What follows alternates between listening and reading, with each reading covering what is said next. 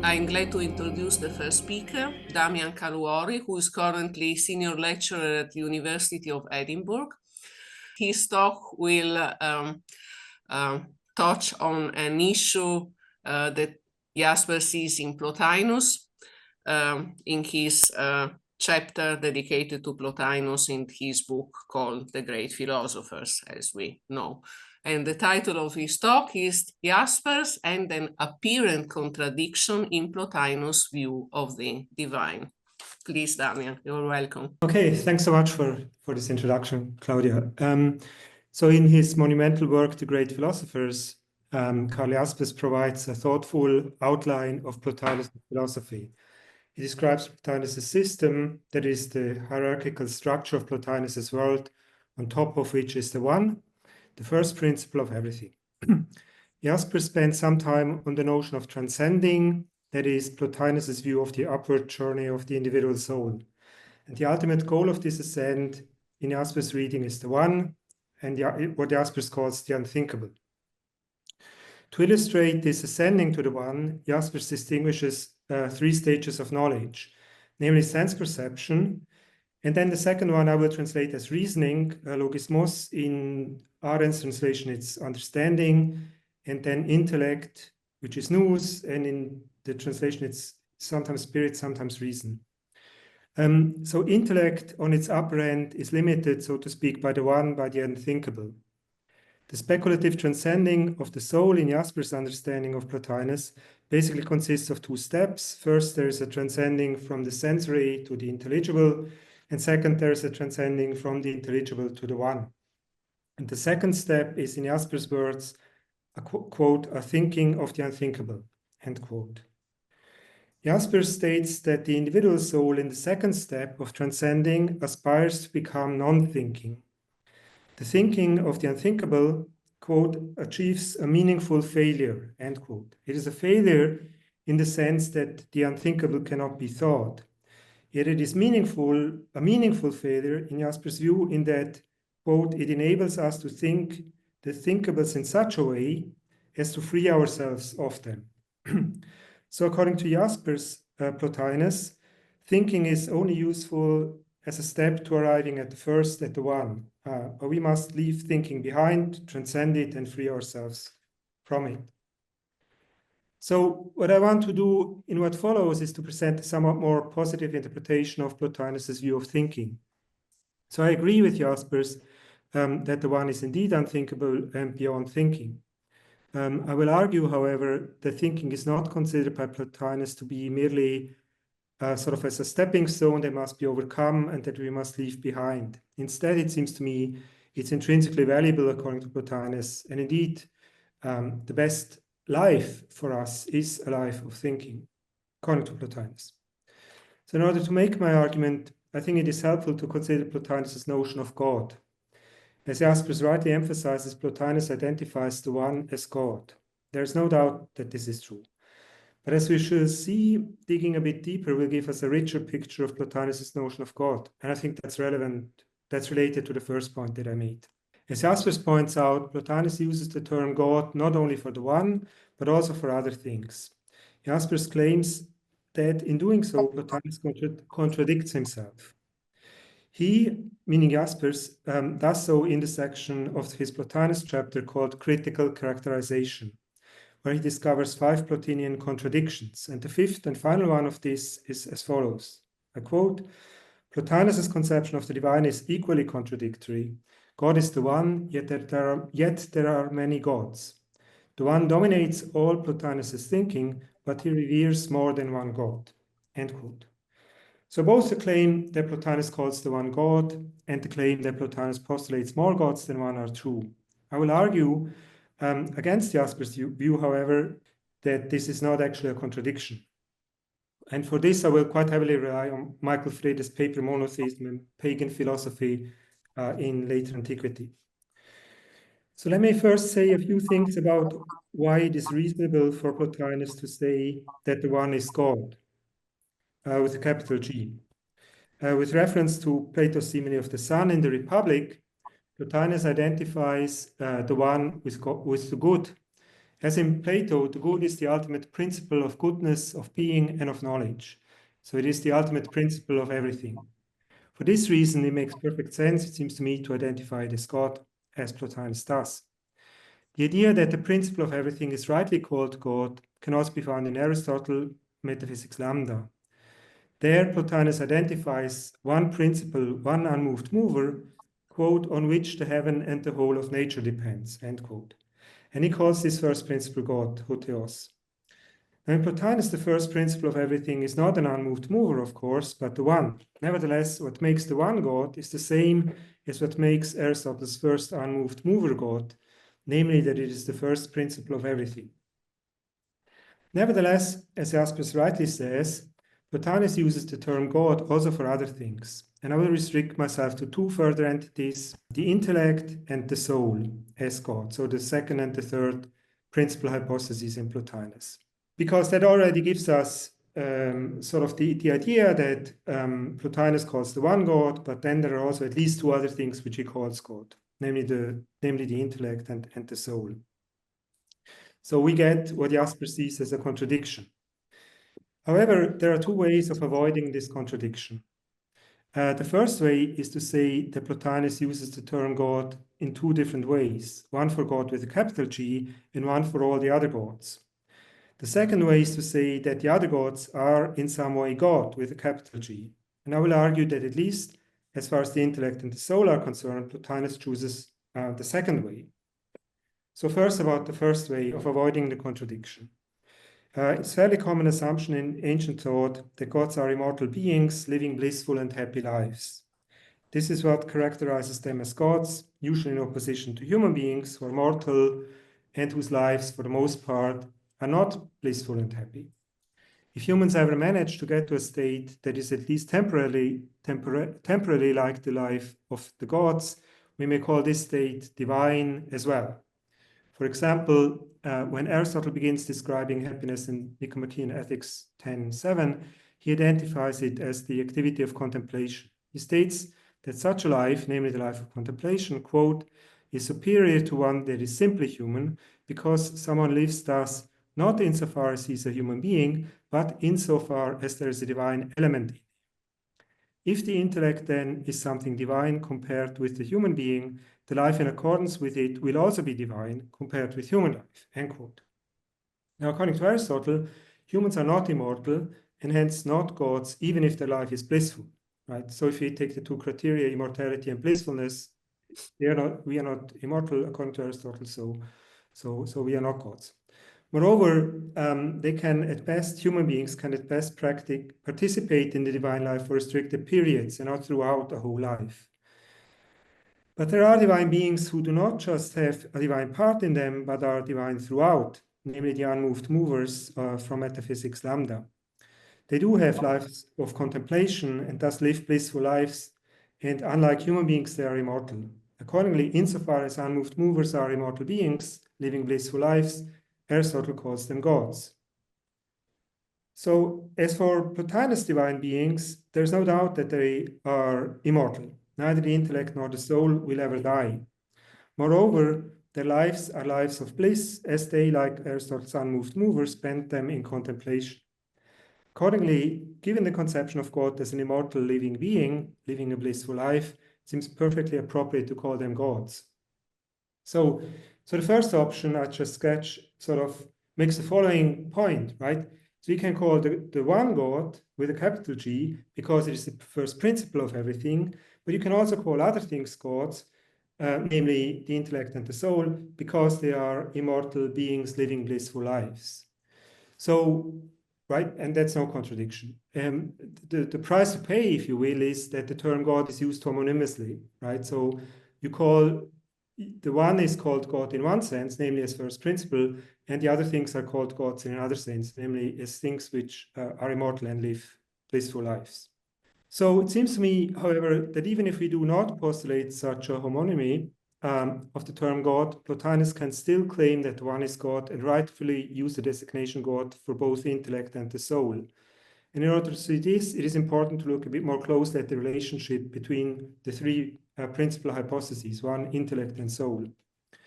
The basic idea is that all three, the one, the intellect, and the soul, are hypostases of God. So to show this, I will first argue that these three things are not completely separate, meaning one, intellect, and God. This is important because if they are completely separate things, then they are called gods, and are called gods, then we are back at sort of the original question, right? Namely, is it one God? In what sense are there many gods? So the second option is that by calling the second and the third hypothesis, the intellect and the soul, God, we do not mean anything else by God than what we call God when we talk about the first hypothesis, the one. We just refer to God in three different hypotheses. So how can they be not completely separate? And what does it mean? What does this mean?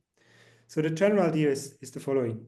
The intellect is a differentiated manifestation of the one, and the soul is a further differentiated manifestation of the intellect. So if this is right, then God is threefold. So primarily God is the one, then there is sort of a differentiated state or way in which God is, that's the intellect, and then there's a further differentiation into the soul. So in this sense, God is a trinity, in some way similar to the Christian trinity of Father, Son, and Holy Spirit, although of course there are also important differences. But the main point is they are sort of not, one, intellect and soul are not completely identical, but also not completely separate things. There are three hypostases of God. So the one is completely simple, an undifferentiated power, and this power differentiates itself into the intellect, which minimally consists of, because it is a thinking thing, it consists of a subject and an object of thinking, according to Plotinus. So it's in this sense, it's already twofold. And the soul is a further differentiation of the intellect. So while the intellect thinks sort of non-conceptually, the soul thinks conceptually. And one way to look at this difference may be this, between now the thinking of the intellect and the thinking of the soul. So if you think about a Platonic form, such as the form of justice, this can be done in two ways. The intellect grasps the form just as it is in itself, sort of non-conceptually, sort of immediately. And the soul grasps the form of justice conceptually, for example, by understanding a definition of justice, right? And the definition is more differentiated than the object, right? So I say justice is, and then some definition consisting a logos consisting of different parts, but the whole of this definition then grasps the object itself, for example, the form of justice. So now I would like to come back to the question of transcending that I mentioned at the beginning. So as initially said, Jaspers thinks that our soul, in its transcending, has to leave thinking behind to arrive at its goal. So thinking is only a step on the ladder to the one. However, if already the intellect and the soul are hypostases of God, there's no need to leave thinking behind in our ascent. So the one is beyond thinking and is the unthinkable, as Jaspers says, but the life of the intellect and the life of the soul are lives of contemplation. The intellect contemplates itself, the soul contemplates the intellect. So, And since the intellect and the soul are gods, and they are engaged in contemplation, that is already a divine life, that the intellect lives and that the soul lives. And so for us as individual souls, contemplation is the best life, right? And that's on the level of thinking, not beyond thinking. So in this sense, I think sort of there's much more to thinking than being a stepping stone on our way to the one that has sort of a way of being that has to be transcended. And Plotinus is quite happy, it seems to me, for our individual soul to ascend to the intelligible world and sort of live its best life there.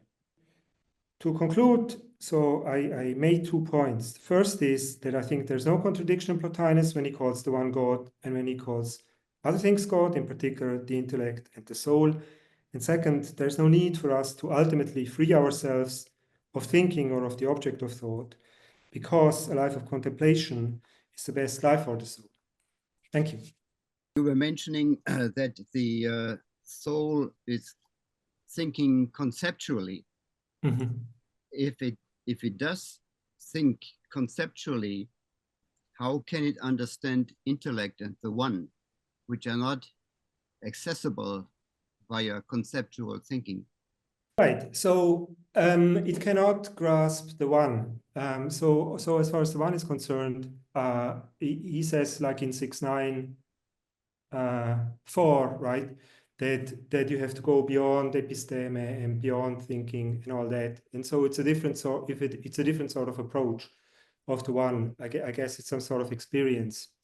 For the intellect, I don't see that Plotinus says that the content of the intellect, namely the Platonic forms, cannot be understood by souls because there's dialectic by means of which we souls can achieve an understanding of intelligible objects like forms. So I guess I disagree with one of your premises. But that was the example of the form of justice and then giving a definition of justice as an example. I also had a question on this point because when you made a comparison with grasping Platonic forms, you said in the one case, in case of nous, we grasp, for example, justice as it is.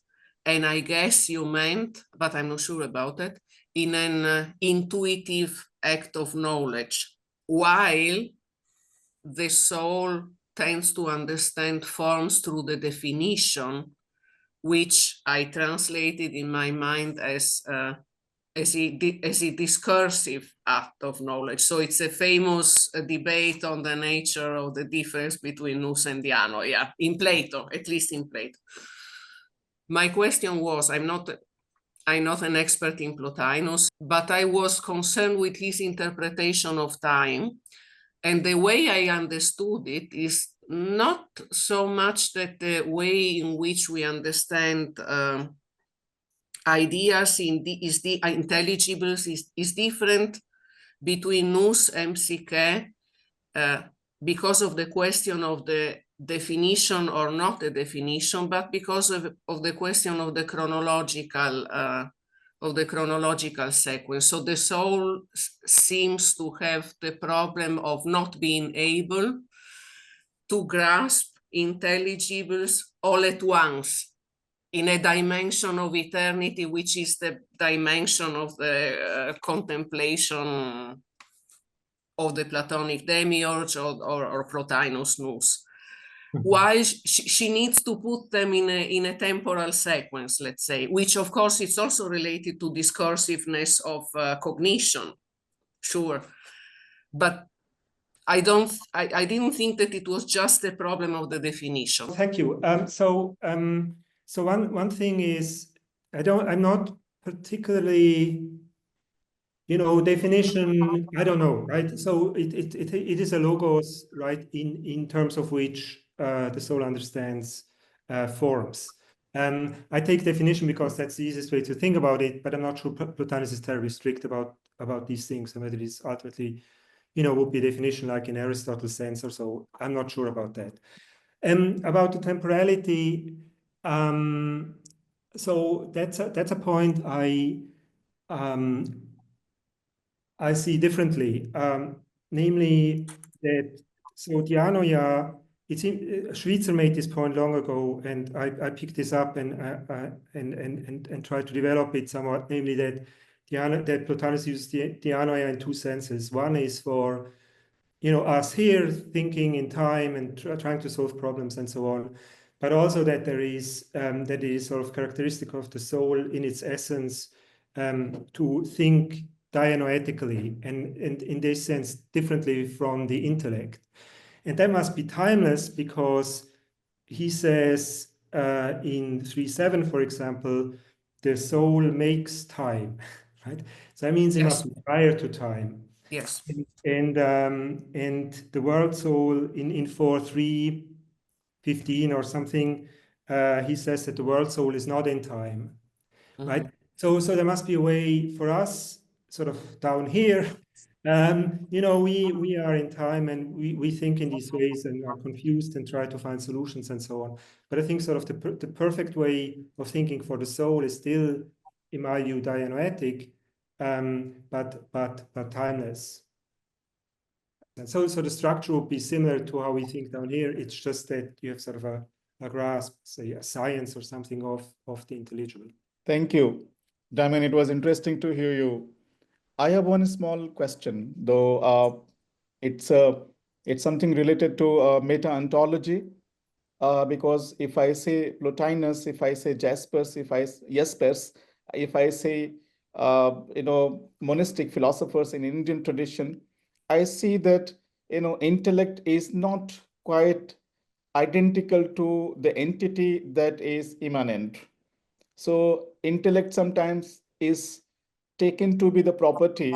My question to you is intellect identical to the self? Because in Plotinus and Jaspers, you know, these two terms are used in different senses, you know, in different passages. So it's my doubt, and please, you know, just clear this, you know, if you have any particular insight on it. So one thing is that, so nous, he uses not only Plotinus, but also in the earlier tradition, Greek tradition, nous, like in Plato, nous is used sort of in different ways, right? Sometimes, like in Plato in the Sophist, it's also understanding or something which is not substantial, not, or I don't know. I don't want to go into interpretation of the Sophist. And so in Plotinus, I think he talks about the nous of the soul, right? So the intellect of the soul, and that's what, in my view, that's what the soul really is, right? So that relates back to my reply to Claudia's question, right? And then there is the intellect, which is sort of a level higher up. So what do you mean by self? Do you mean on the level of the soul, or? I mean, yes. You know, see, in Western tradition, particularly soul and self is used identical many a times if we simply exclude the mind, right? Now, Yes. self is often referred to the individual self, whereas soul is referred to something that has a transcendental, you know, kind of identity.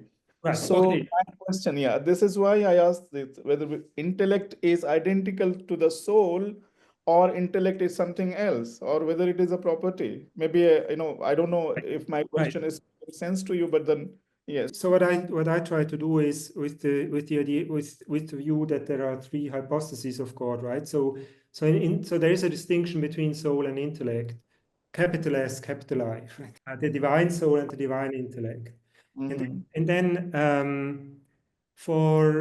there are passages in Plotinus where or at least there's one passage, I forgot now where the intellect, the big intellect talks and says, I, right? So he talks about even on that level, there's some self there or some subject, which sort of, I mean, sort of is presented as speaking, right? And A.V. Emilson, in his book Plotinus and Intellect, he makes a lot of this subjectivity even on the level of intellect. And in the case of the soul, of individual souls, like your soul or my soul, I think yeah, there is a notion of self on the level of the soul, right? So there is this subjective experience, you know, when you ascend, for example, right, and things like that. And also like in 6.9, like the treatise on, like probably the most prominent treatise on the One. I think that there it is very important, and he says we, right, and soul, and it seems to me that often it's sort of, sometimes he says we, sometimes he says soul, but it's really sort of this, when he says we, I think he means the soul sort of as a subject of whatever then it does, contemplation or ascending or something like that. Does that address, answer your question, or did I miss it? I don't know if anybody has any further question, but I am a little worried about the response, because when we talk about Plotinus, we talk about a kind of divine single integral world, right? And in that integral unitary world, whether it is the intellect, or whether it is the soul, or whether it is God, I think there should not be any distinction at the meta ontological level. And that was the thing which somehow strike my mind to ask this question, whether there is all these three are three principles of intellect or three principles of soul are unitary, or they have some category of or level of reality in a hierarchical manner, right? Yes, so that was the point. So in this sense, I think we agree, right? Because I don't want to, I try to argue against the view that they are completely separate things, right? So there is some unity to it. That's why I brought in sort of the Trinity. So it's sort of, it's the same thing, if you will. So in some sense, it's the same thing, just further and further differentiated, right? So I wouldn't want to say that they are sort of three completely separate things. Mm-hmm. Thank you so much, Damian. Damian, I really like the direction of your paper. I think you're completely right about the intellect not being cast aside. But I think that comparison to the Trinity is maybe hurting more than helping here, because in the Christian theology, the God being triune is ontologically distinct from all created beings. So the basic ontological distinction is God as three persons, uncreated, versus everything else created, whether eternal created like an angel or temporal created like a plant. Whereas for Plotinus, it sounds like you're making the distinction between one intellect and soul at one level, and then world at the lower level. But the intellect and the soul are still ontologically dependent on the One, in a way that the Son and the Spirit are not ontologically dependent on the Father, because they are the Father, one substance in three persons. So am I misreading you on that, or is it's just like we're trying to get at something that language isn't quite adequate to? And yeah, I guess I mean, right. So so one clear distinction between the Christians and Plotinus is that Plotinus is clear about a hierarchy, right? So you have a first, you have a second, you have a third, and the Christians reject this. And so I didn't want to push that analogy too far, right? I just thought that there is so first, I think there is historically sort of comes from the same, origin as these discussions about the Father and the Son, which seem to me quite similar to Plotinus, maybe going back to Ammonius Saccas, right? If Origin was his student and whatever, right? So, but so it seems to be sort of same intellectual landscape where it originates, and then of course it gets in Christianity, that these ideas get further developed and so on. And I don't want to push it. So my idea was just that the idea that it's not, in my view, in Plotinus, sort of the one, the intellect and the soul, right, are not kind of two completely different things. It's not just one comes after the other. As something which is So in some sense, generated out of the one, right? But in some sense, it's not in terms of what I call content. It seems to me it's not, they're not different, right? It's just it's just a different way in which they are. So I don't want to push the Christian analogy too far. Definitely. Yeah, thanks. Yeah. Does that make sense? Or yeah, maybe just like the quickest follow-up and then we move on to the next paper. But so do you see a distinction between the relationship between intellect and the one versus the relationship between something that is informed versus form? Because they both, you could say, are self-expression of the higher in the lower and limited in the lower. And I guess my worry is the way you framed that would actually lead to a kind of pantheism where all things would be God, Oh. right? Right. Well, I make a cut after the soul, right? So Yeah. for bodies and all that stuff, that's not part of it, I think. That relation is different. Yeah. Okay. Right. Yeah. So in this sense, yeah. I mean, in some sense, if you think about individual souls as being parts of the soul, in some way it comes close, I think, right, to pantheism in this sense. But also in particular, 6-23 makes a clear cut, it seems to me, between this and sort of the sensible things. Yeah. Yeah. Cool. Thanks. We now move on to our second speaker. Our second speaker is Krishna Pathak. He was alumnus at Heidelberg University and wrote his doctoral thesis on Kant's ethics in 2010, and now currently he is professor of philosophy at Hindu College at the University of Delhi. He published several papers in various national and international journals and books or book chapters for Springer and Routledge, covering a range of topics from classical Indian philosophy up to German idealism and to comparative philosophy and religion to applied ethics.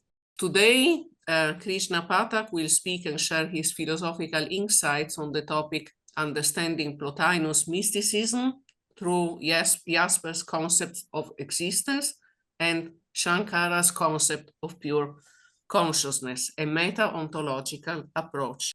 Thank you. So my paper is divided into 3 parts with an introduction. I'm starting with the introduction.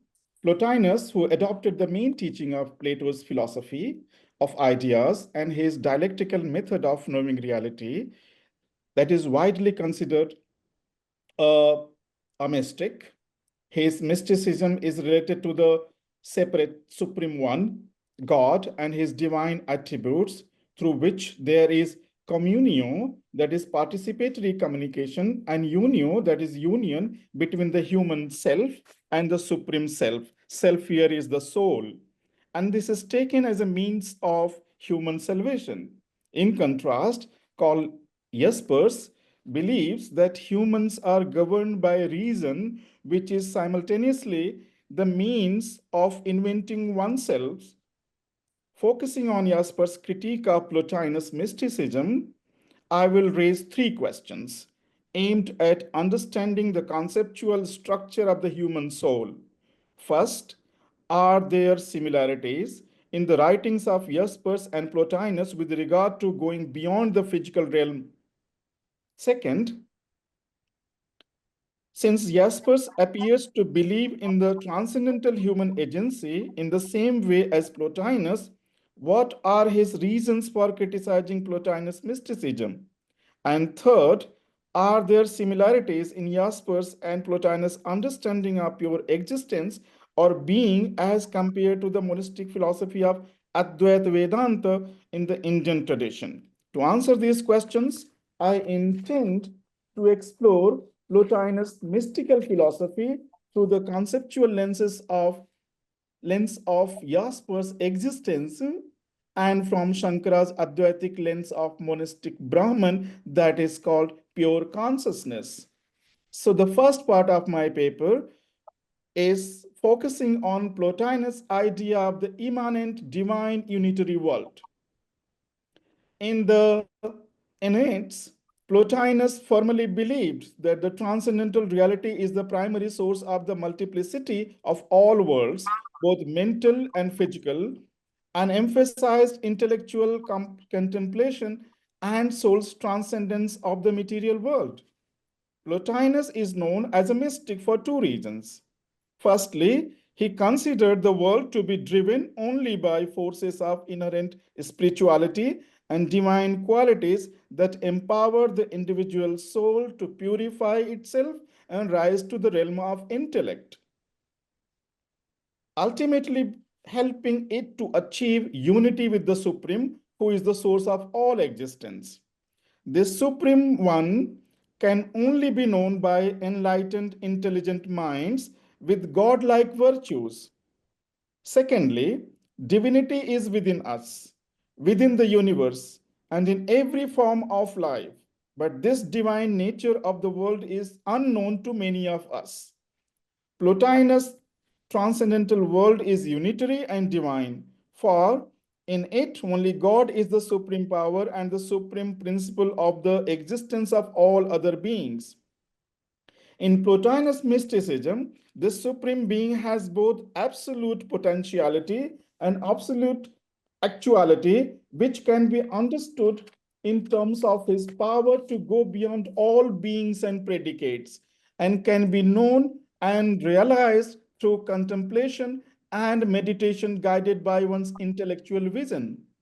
The kind of unity that Plotinus conceived between the transcendental world and the mundane world is established through his idea of existence, which is applied to both the intellectual and sensible realms, although not explicitly. The things of the intellectual or transcendental world are considered original because their existence is eternal and endless, while the things of the material world, which appears inferior in reality, are composed of finite and mortal things. However, for Plotinus, and that is from the Enneads, whatever possesses pure existence, this is the quote by Plotinus, whatever possesses pure existence is supremely free, dwelling, unchangeable within its own peculiar nature, which implies that the material world is a manifestation of the transcendental world, whose existence can end, while the existence of the transcendental world is pure and supreme because it has no beginning and no end. The two primary features of Plotinus' unitary world include essential existence, which is thought of as substance and divinity.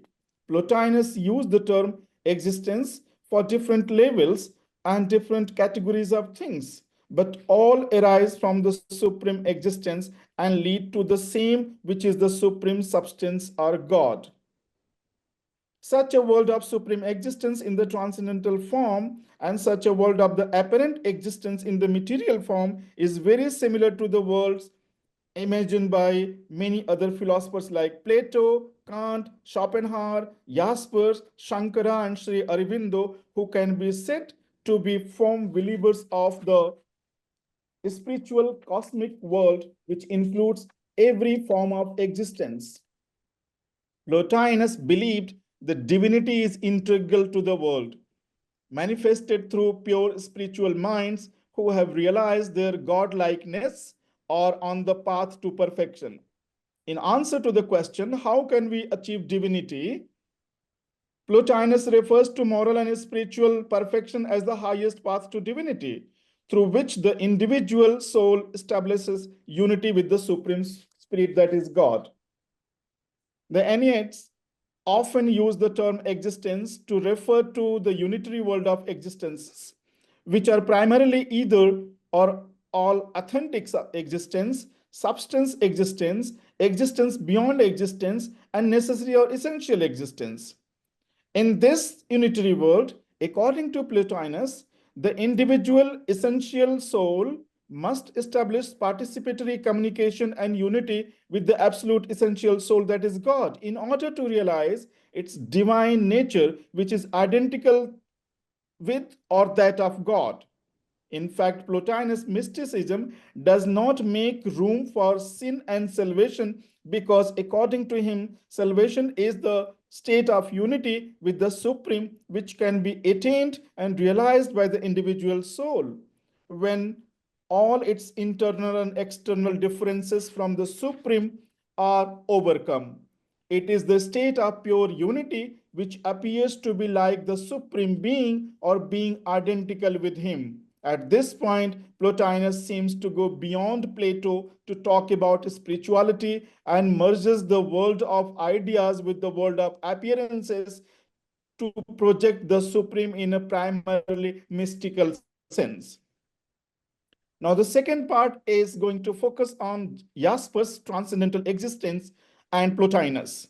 Jaspers' philosophy of transcendental existence contains both Plotinian and Kantian elements, but his philosophy was closer to Kant than to Plotinus. As seen earlier, Plotinus believed in an underlying immanent world where the divine trinity of the one, divine mind, and all spirit are inseparably one in the sense that everything is essentially the same. As we see in the Spinozian philosophy of natura naturata, there is actually no duality of reality cosmically in Plotinus' immanent world, which is often presented as an image of Plotinus mysticism, although there has been some criticism of this. For example, Olson has attempted to outline Jaspers' views on mystical philosophers such as Plotinus. On the other hand, Kant and Jaspers, often called the last Kantian by some, depart from the Plotinian Spinozian view of holding that the cosmic world has a dual character. The higher is transcendental, rational, or intelligent, and the lower is mundane, material, and unintelligent or less intelligent. Undoubtedly, it is true that despite being a Kantian, Jaspers' existential philosophy was heavily influenced by Plotinus' philosophy of existence, transcendence, intersubjectivity, and the human condition, but not entirely. The point of difference between Plotinus and Jaspers is, however, on their interpretation of transcendental reality.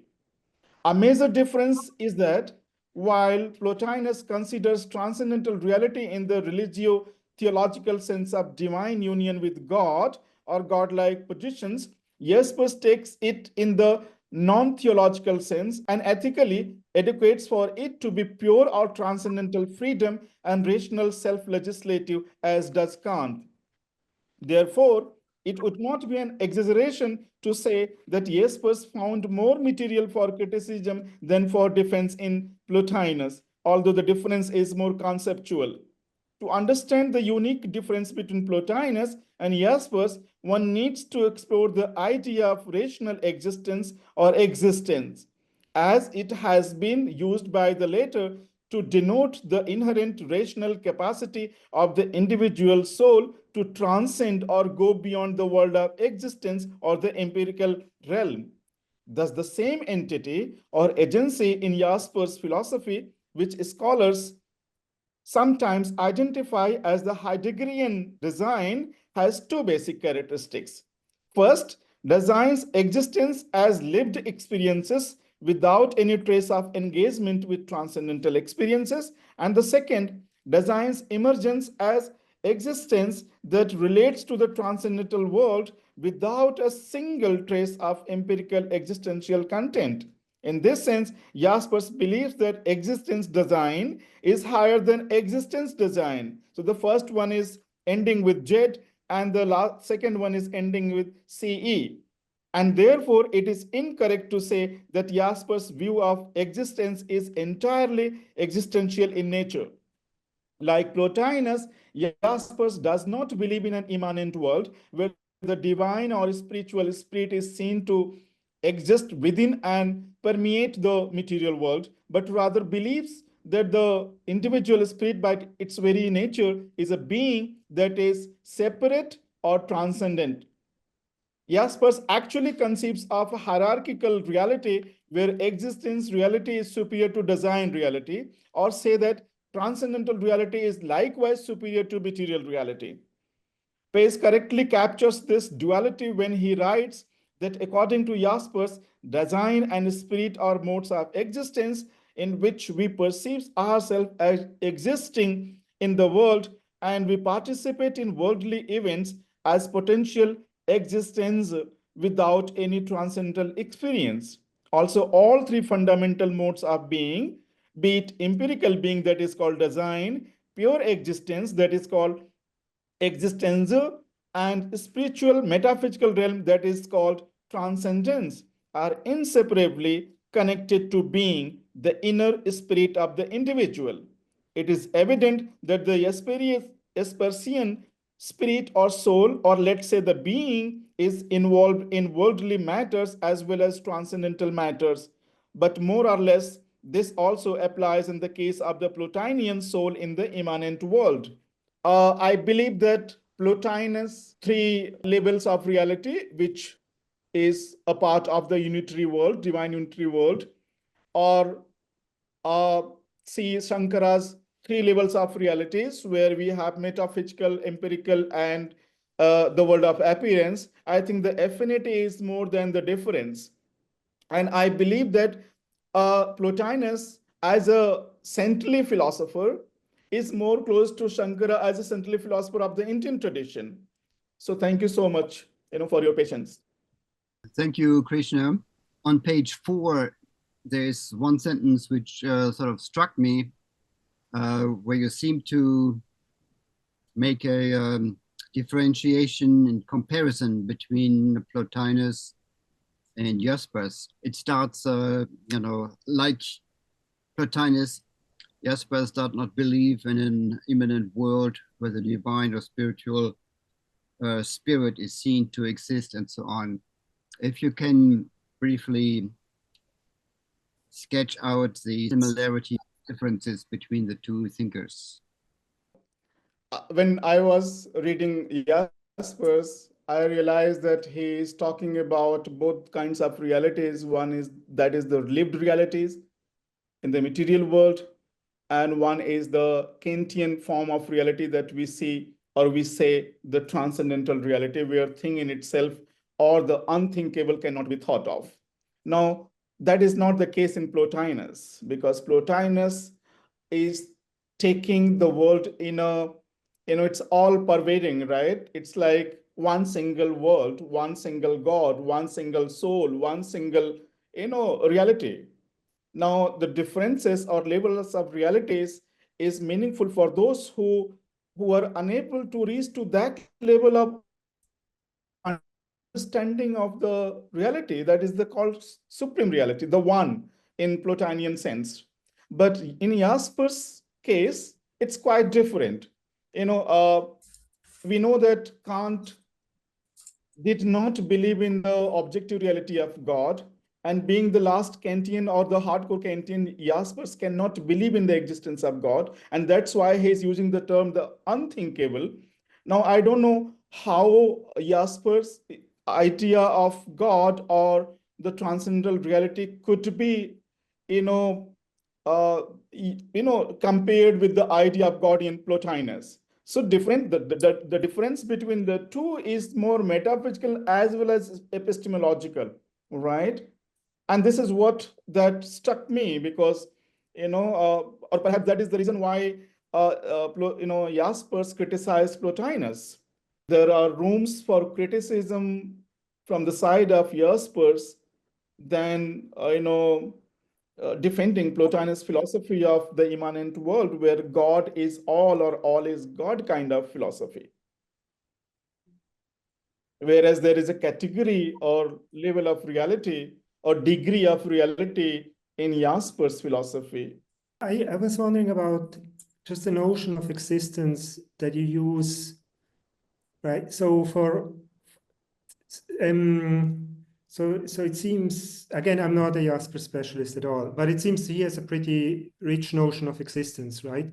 And in Plotinus, you have the notion of being, and you also, I think you use reality, but maybe in a different sense, I'm not sure. But I just was wondering whether just about the notion of existence, right? That you see sort of in Plotinus and in Jaspers, and whether you think sort of they talk about the same thing when they talk about existence or different things. Plotinus as well as Jaspers, both are using existence, the term existence with capital E, right?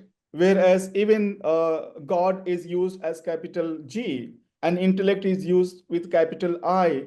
I think both of them are taking the transcendental reality in the same sense, but then they disagree when they reduce their understanding to the mundane physical world, where Plotinus becomes more a kind of saintly man, whereas Jaspers being a more existential one.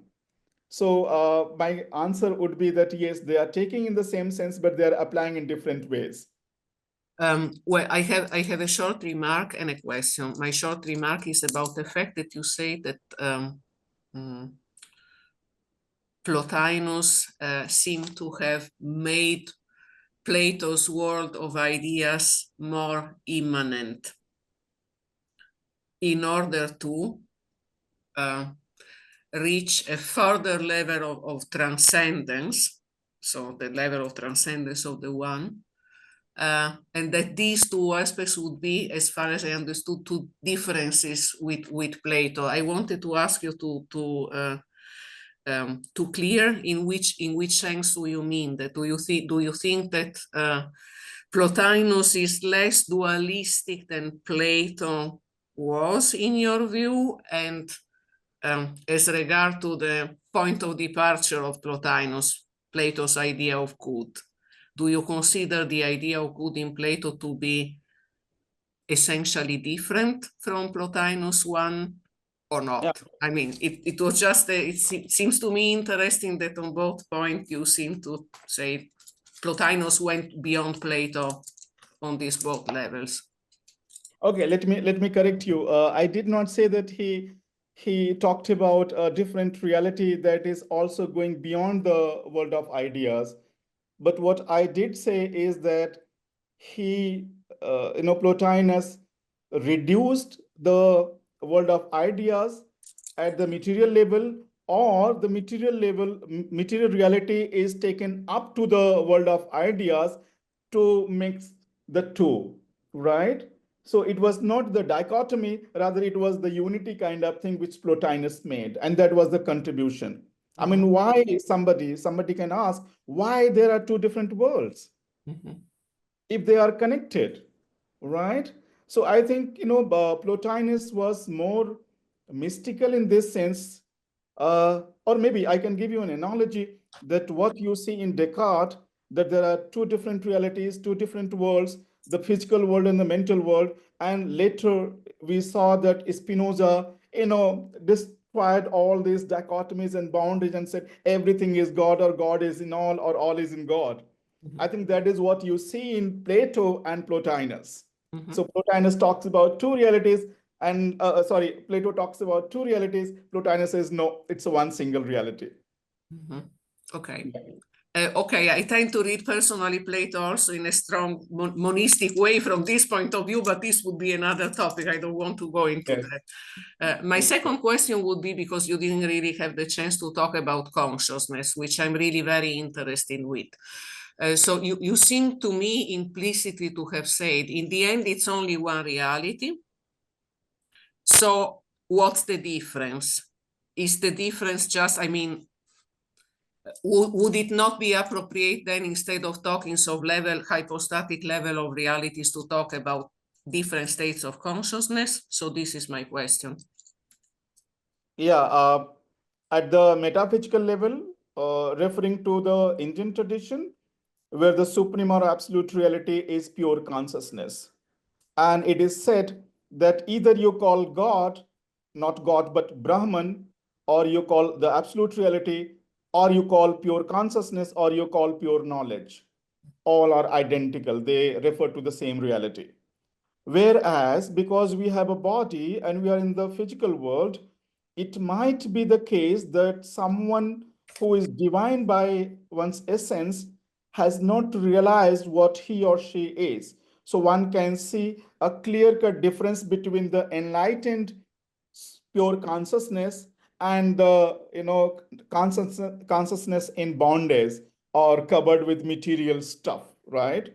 But yes, it's a kind of categorization for different kinds of inquisitive minds, one who have a higher degree of understanding and one who are at the lower level of understanding. So do you see profound analogies between Advaita Vedanta and Plotinus in this respect? Yes. Okay. Very close, very, very close to. Yeah. They are quite similar. The only thing is that the difference that we see is the interpretation, right? We don't call Shankara's philosophy mystical philosophy, but we do call Plotinus philosophy mystical philosophy or a kind of mysticism because of certain differences in concepts. Thank you very much. Our third speaker is Ryan Brown. Currently, he's an independent scholar. He received his PhD from Boston College, and he held a position at Sacred Heart University, but decided to leave to pursue a job at a technological startup creating softwares. The title of his talk is Become the Logos That You Are, Plotinus contra Jaspers on Mysticism and Rationality. Despite providing a sympathetic, clear exposition of Plotinus' thought and the great philosophers, Karl Jaspers falls into a significant misinterpretation of Plotinus. Jaspers criticizes Plotinus for being anti-worldly, unable to appreciate this worldly human experience. I argue that Plotinus' metaphysics entails the goodness of this worldly experience, that the well-ordered soul should appreciate this experience as something worthy of care per se, and that a protocol for right action for this life follows from Plotinus' vision. I conclude by suggesting that, read correctly, Plotinus offers to Jaspers an account of how mysticism adds value to this life.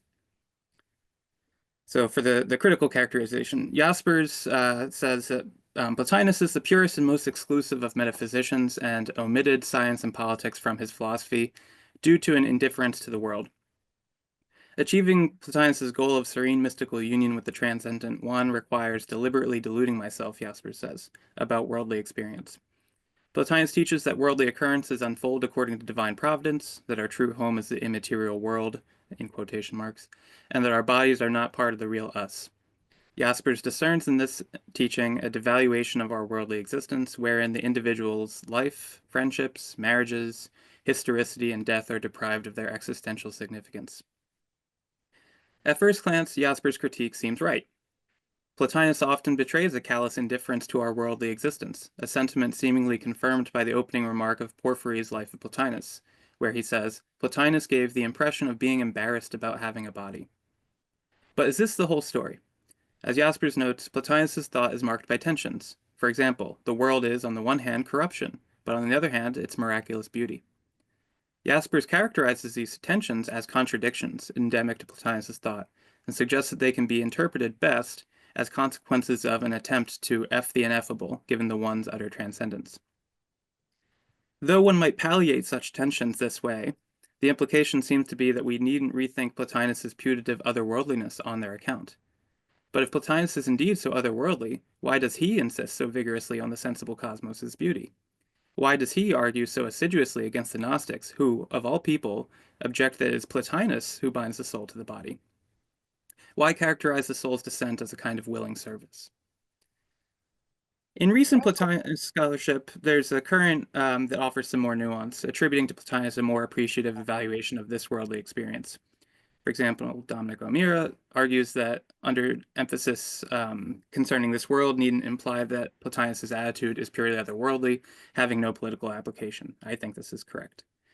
Though Plotinus emphasizes an ethics of escape, meant to correct and redirect the soul's directionality, another ethics, one of giving, becomes relevant once a reader successfully achieves union with the One. Certain vignettes in Porphyry's life and in Plotinus' text manifest this latter ethic.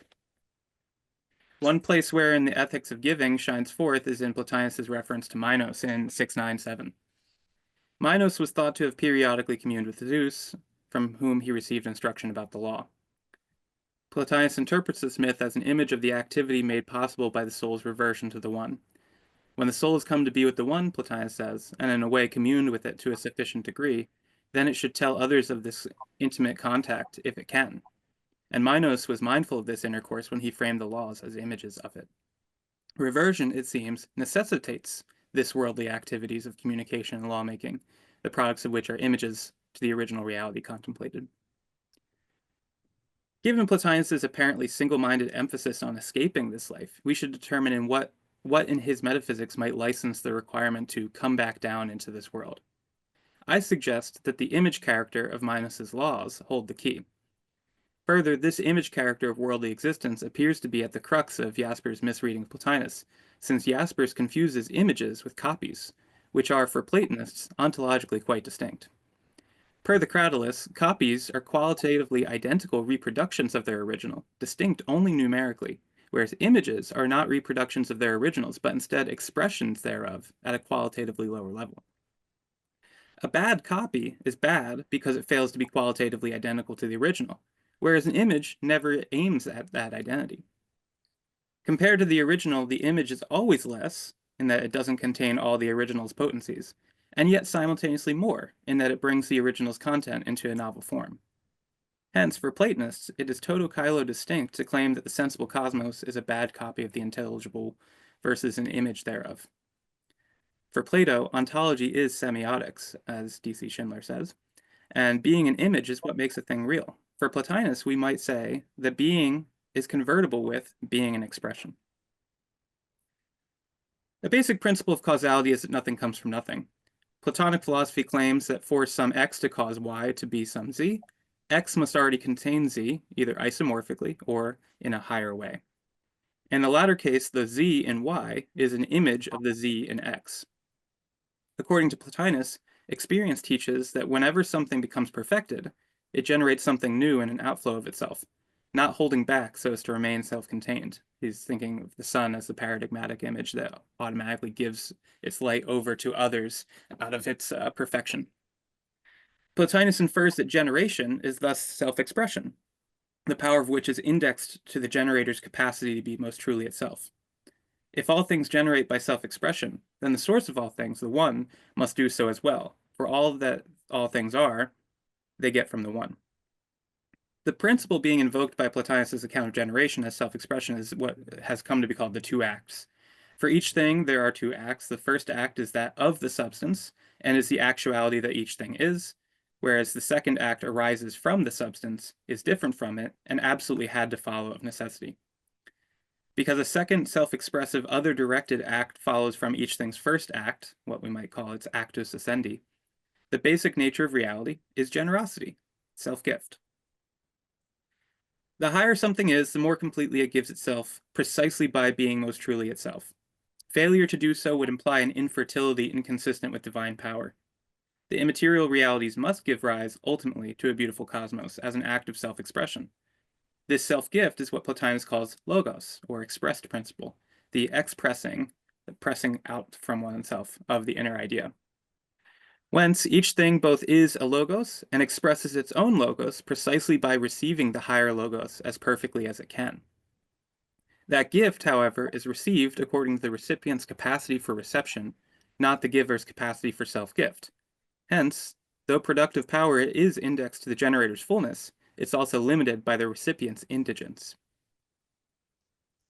As Plotinus playfully clarifies, each thing's first act, by which it is what it is a form of contemplation of its own source. The world soul beautifully orders the cosmos precisely by remaining perfectly fixed on intellect, its source. It can give more precisely because it contemplates more. Doing so, it generates and gives order to bodily being by its self-expression and care. The world soul doesn't need to fiddle with the cosmos to beautify it as a human soul might. Instead, the beautification occurs precisely through the cosmos's reception of the world soul's logos. The more it is able to be itself, by contemplation, the more it is able to give itself over. Now, love is the proper response to such beauty. And at 2.9.16, most important for my paper here, Plotinus states, "He who bears love toward anything at all also embraces everything that is akin to the object of his love. What's akin is whatever is informed by its logos.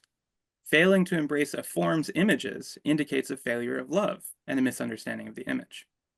So learning to live rightly requires not flight from this earth, but transforming how we inhabit this earth by learning to love the good rightly by learning to love also what is akin to the good, which is all things. Further, loving something also requires making ourselves akin to it as well. Hence, to love the good is to make ourselves an image of it, to become self-gift and give oneself as logos for the betterment of others. Hence, Plotinus did not tell us that souls originally fell, but instead they descended by an autonomous inclination to bring order to what is inferior. Our bodies were not given to us in vain.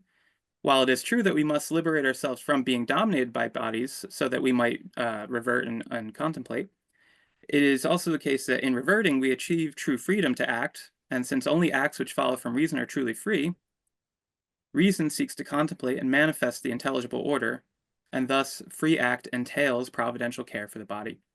The descent is good not only for body, but also for the soul itself, for in descending to body, it actualizes potentialities such as provisioning that would otherwise have been entirely hidden. So in the descent, the soul comes to know more truly itself by bringing its own powers into the light. For something to become its true self, it is not only to revert, but also to express itself in something new. Though these two acts are logically distinct, they are ontologically coterminous. Just as with the world soul, the human soul's productive power is indexed to its degree of reversion, and so it is not true, as Jaspers says, that Plotinus can't appreciate the meaningfulness of action. On the contrary, true action is vested with the entire weight of eternity as an expression of it. Action that substitutes for contemplation veers towards meaninglessness, and this occurs when we are weak in contemplation and try to use action as a substitute for contemplation. But instead of being a weakened form of contemplation, action can also be a consequence of contemplation, following from the vision of something superior. More concretely, the difference is like that between a lay builder who haphazardly throws some bricks together versus an architect who materializes form through a prior vision of the form of the house. When we become logos, we are able to live amphibiously in both the higher and lower levels of reality, and thereby we can become something like an interpreter between those different levels and help the world soul bring providential order. The same is applies interpersonally. The more excellent you are, the more considerately you should behave towards all. Like the world soul, the Platonian philosopher doesn't meddle in human affairs, but instead expresses into human affairs her own order as a consequence of her contemplative fulfillment. So instead of advocating quiescent escape, as Jaspers thinks, Plotinus explains that those who are brave, not those who pray, will be the ones who come out safe from wars and will be the ones who reap harvests. It would be ridiculous, he says, for people to do everything else in their life in accordance with their own idiosyncratic ideas, but look to the gods for salvation when they're not doing what the gods want. Hence, one ought to be active here as an outflow of contemplation, and for this to be complete, one must be transformed here and now. To truly have the good is to be made better by it here and now, and possessing the good is incomplete without joy. So as Alan Olson discusses, Jaspers is fascinated by mystical thought, but is ultimately unable to live through a great deal of the mysticism about which he writes. He finds in speculative mystics like Plotinus intuitions of a transcendence he seeks, but he rejects their otherworldliness. He finds in devotional mystics like the saints examples of transcendence leading to world-transforming activity, but is wary of accepting the reality of their devotional object. In this regard, he seems to prefer Plato's more politically situated finite transcendence to Plotinus's escapist transcendence, or at least that's how he characterizes both thinkers. If the reading I've given holds, then Plotinus's transcendence is neither escapist nor finite, but instead entails becoming, like the good, ever more immanent and omnipresent to what's below. To the extent that we fail to do so, our modes of being in the world will prevent us from being fully present to others, as Plotinus was himself said to be. Presence to the good requires and enables presence to people. Hence, there is no real conflict between mysticism, rationality, and loving our situatedness, nor between transcendence and immanence. By becoming the logos that we are, we can be the one here and now for others. Thank you. One is your distinction between copy and image. It wasn't quite clear to me, like, what would be the copy in Greek? And also, I think I can copy. So for example, I have a text and then I copy it, but qualitatively, right, they will be quite different, but still one is a copy of the other. So that's sort of one issue about this, and the other is for the image. Plotinus also says, in particular in 5.3, that an image is always deficient with regard the original, right? So Yeah. I don't think that's inconsistent with your account. I was just wondering how that fits in. Yeah. So the image copy distinction, so I'm really drawing from that passage in the Cratylus where Socrates asks, if I have a second Cratylus here who is identical in all ways, would we properly say that that is a second Cratylus, or would we call it an image of Cratylus? And he says it is not an image of Cratylus, it's a second Cratylus. There doesn't seem to be a very clear word in Greek for copy in the sense that we have of something like a clone. But that's the way that you would express it in Greek, is to say another or a second, so hetera, dita, tauton. Whereas image would be akon, eidolon, homoioma. And that where we see Plotinus using that image language, it's at the akon, eidolon side of things. Whereas Jaspers, I take it that he just conflates the two, which I would say is responsible for like 80% of misreadings of Plato and Plotinus is something like that. It's just all over the place. And German speakers, correct me if I'm wrong here. I'm not a native German speaker, but German, like English, has the same distinction between copy and image, and English and German are both very, colloquially, there aren't big distinctions between those things. But if we want to get technically precise and look at someone like Gadamer as an example, who is looking at the Greeks and kind of mining them for ideas, the image is always an expression of something distinct from itself without having all of its potencies. So I would say look at a painting of a dog versus a clone of a dog. Those are two fundamentally different relationships to the original. Pure reproduction, as opposed to the painting displays the dog's character in a new way, but doesn't have its potencies because it can't bark, it can't run around. Yeah, I thought, so the second Cratylus, Plotinus, I don't think he ever refers to it explicitly, as far as I remember, but in any case, it doesn't matter. But I thought the idea there was that the second Cratylus is not distinct from the first Cratylus, right? It's just a second. Just numerically. Yeah. Whereas in the image relation, that brings me back to the point I made earlier. You have, I think that's consistent with what you say, but I thought that then the image is always deficient with regard to the original. So then the second Cratylus cannot be exactly an image because it is right. not deficient with regard to the first Cratylus. In the same way that the painting of the dog doesn't have the potencies of the actual dog. Yeah. The thing that I think the ancient tradition in general misses is the novelty side of things. I think there's glimmers of it here and there, but I think, if you took their own thinking all the way through and looked at the good as the principle of all things, as gives rise to all things, it's a novelty and deficiency kind of are convertible, right? By becoming other than the good, which naturally is a descent, you actually create something new. So I think the image has to have both polarities to it.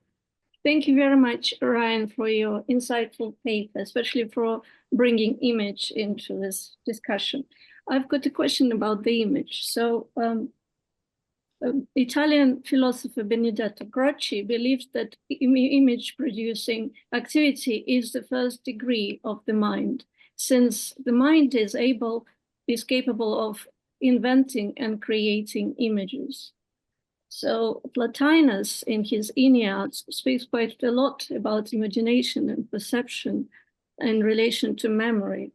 So, but he also, as other scholars mentioned, he believed that everything is derivative from contemplation. So, from your point of view, how does image-producing activity relate to contemplation? Is it part of contemplation? And what would Jaspers say about that, please? Thank you. The fact that we can do something like an image-producing act ourselves is because we are imbued with the same stuff that the higher levels is, but at a contracted way, and that our image-producing activity is itself, for lack of a better term, an image of the intellect's thinking. So intellect thinks all at once, intuitively, all together. It has distinction between the thinker and thought. but it's a distinction that's always bound up in unity. Whereas as we go lower on the ontological hierarchy, that unity gets more and more dispersed. So as we go from intuitive intellect to discursive intellect, literally the thinking that runs through things from part to part to part, where the parts are separated instead of perfectly in union with each other. That's where we start to get our form of thinking. And then we have that form of thinking and then lower versions of that, which are, if we follow kind of the divided line in Plato, you have your dianoetic activity of doing geometry or something like that, or reasoning about conclusions. And then you have your image-making faculty, which is a more dispersed version of the same thing, because it's no longer working with the essences, but instead the appearances of the essences.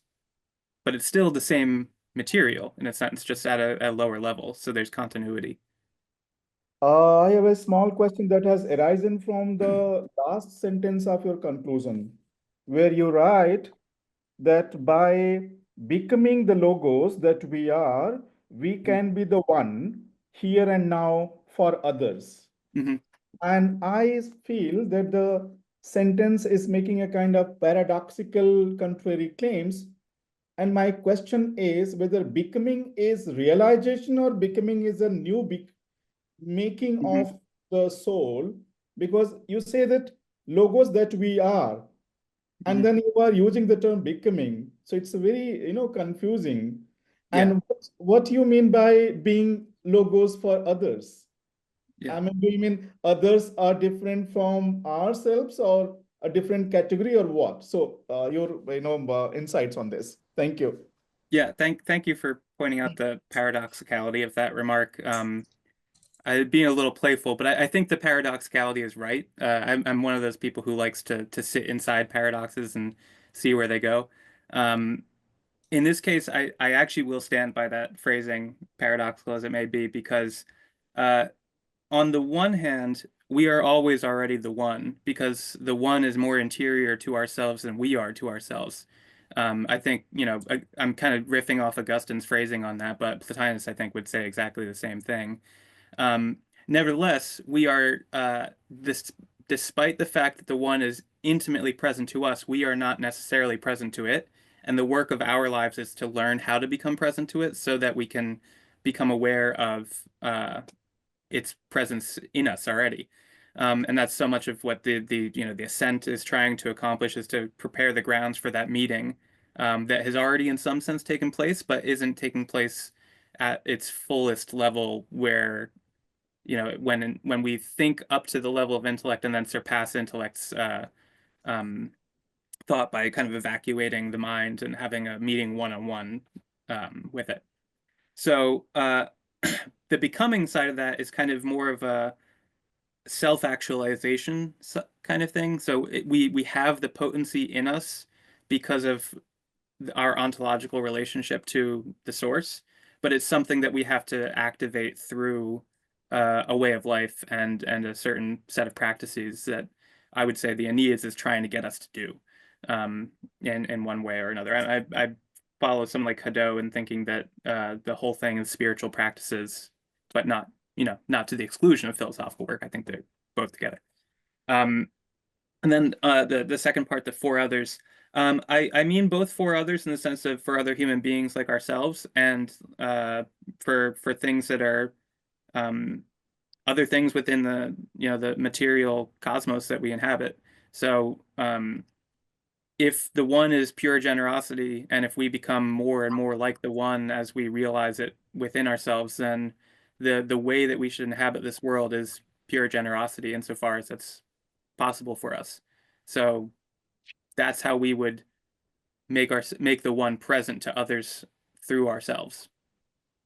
It's interesting, what you are saying, but the only concern is that, both Plotinus and Jaspers, when they talk about metaphysical reality, they talk about a higher reality. Whereas when you talk about me or others or I, you or others, it's more about the world that we live in, right?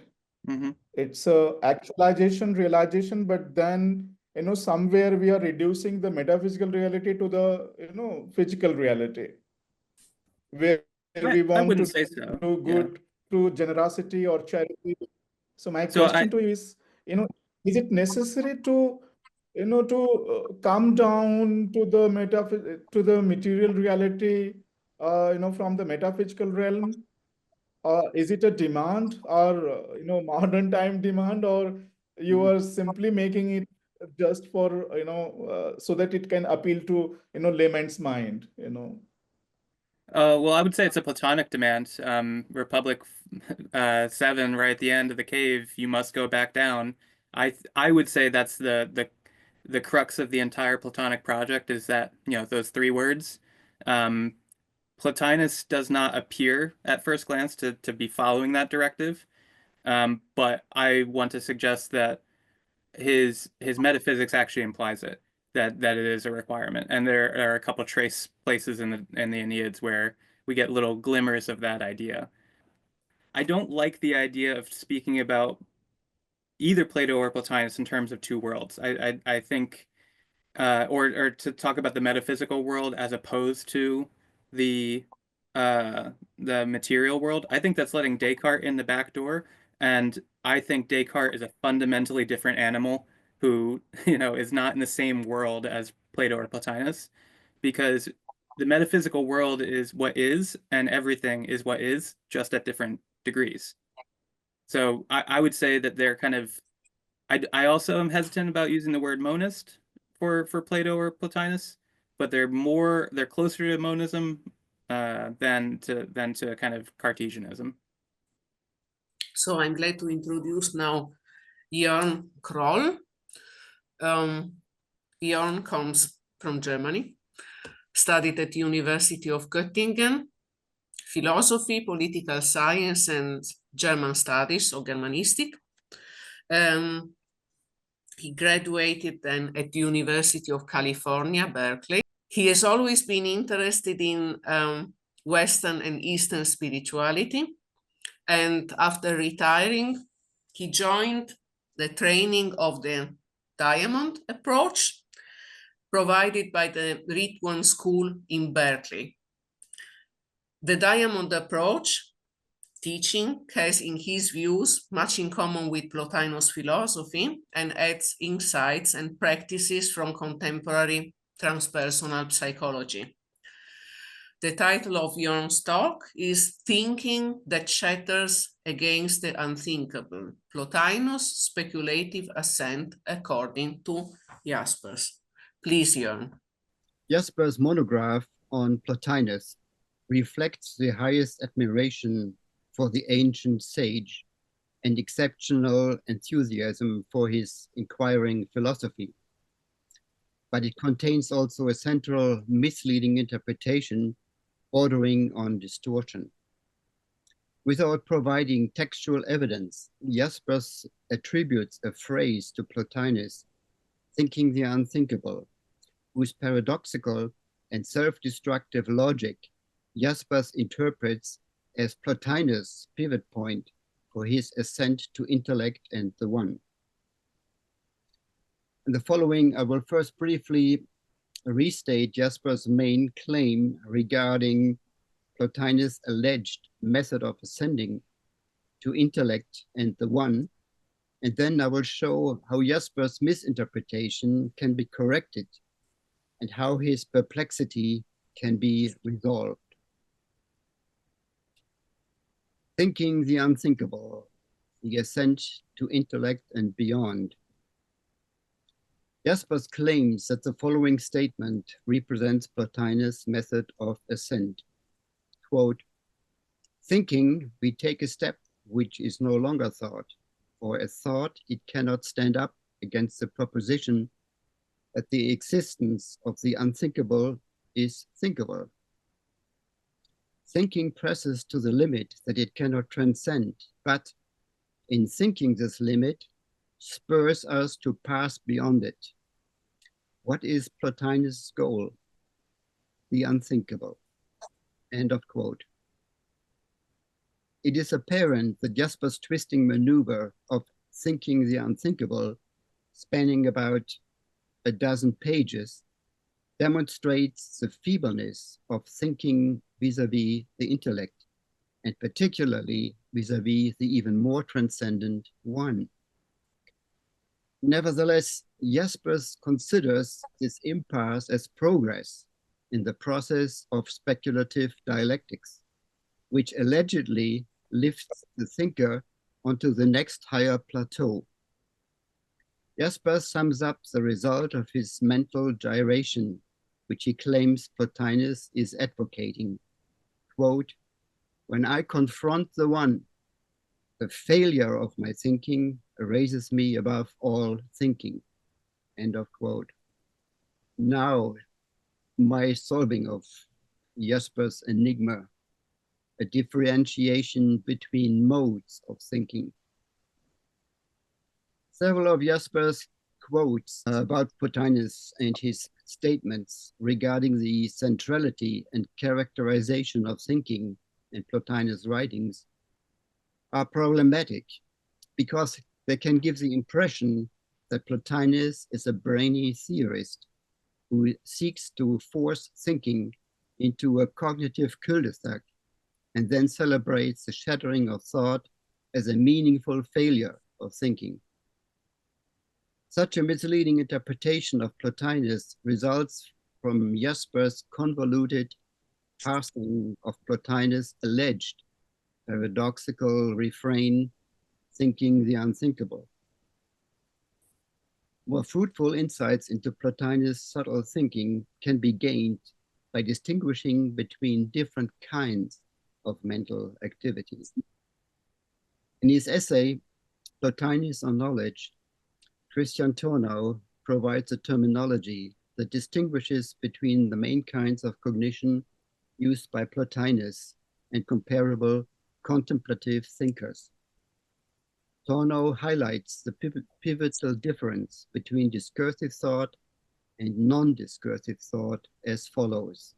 Quote, "Discursive thought, dianoia, is the activity of the reasoning or calculating faculty of the embodied soul.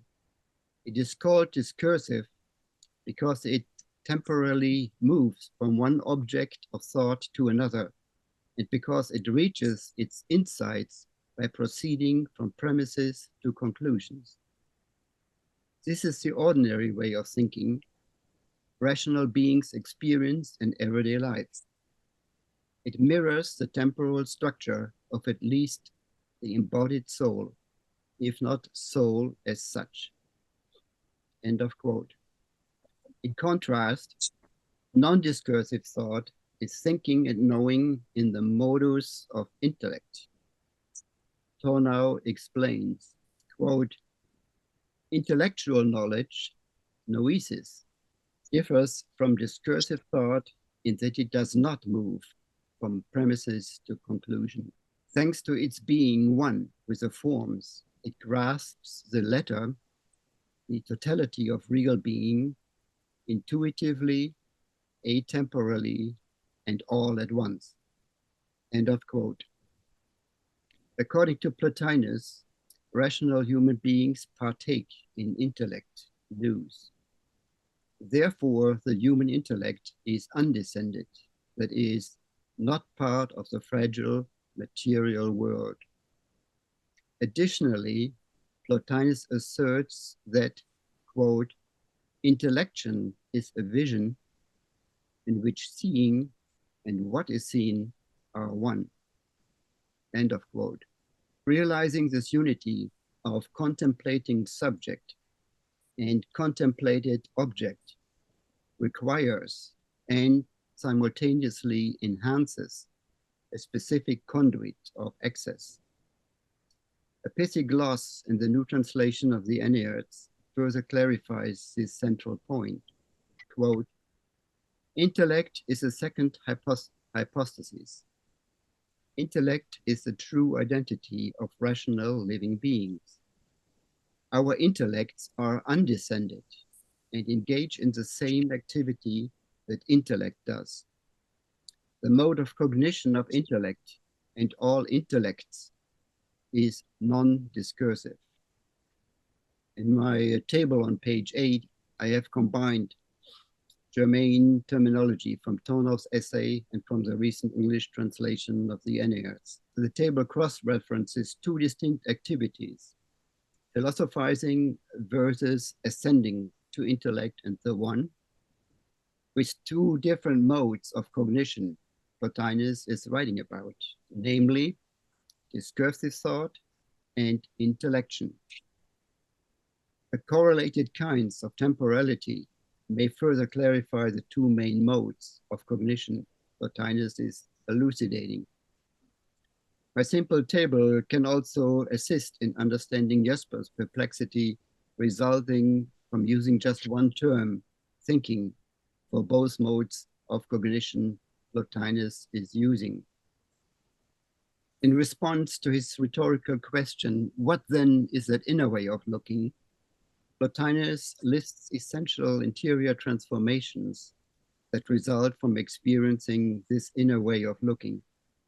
Such changes include, quote, becoming entirely yourself, true light alone, unmeasured everywhere, end of quote.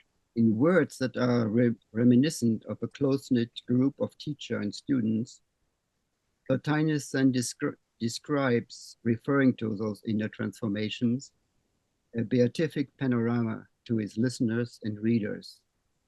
Quote, if you see that you have become this, namely entirely yourself, true light alone, unmeasured everywhere, at that moment you have become sight, and you can be confident about yourself, that you have at this moment ascended here, no longer in need of someone to show you.